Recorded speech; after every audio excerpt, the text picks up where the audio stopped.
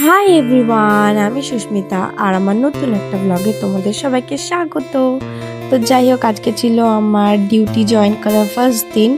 তো আমি তো সকাল সকাল ঘুম থেকে উঠে পড়েছি, আর আজকে ওয়েদারটাও ভীষণ ভালো ছিল।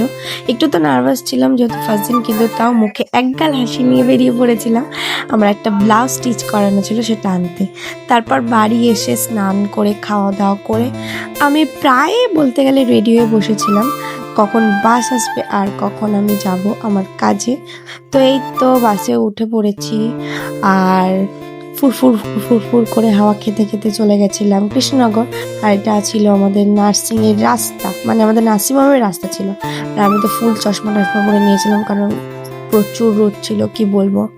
তো তারপর অনেকক্ষণ ডিউটি করার পর আমি এসেছিলাম আমাদের চেঞ্জিং রুমে, যেখানে আমরা বসি, গল্প করি, জল খেতে এসেছিলাম বেসিক্যালি। তারপর প্রায় 5 ঘন্টা ডিউটি করার পর আমরা এসেছিলাম একটু খেতে, মানে ওই রেস্ট নিতে বলতে পারো। তারপরে খাওয়া দাওয়া করে আমরা একটু গল্প করছিলাম দুজন মিলে। আর এই তো তারপরে চেঞ্জ করে বেরিয়ে পড়েছিলাম বাড়ি যাওয়ার উদ্দেশ্যে, কারণ অনেকটাই রাত হয়ে গেছিলো।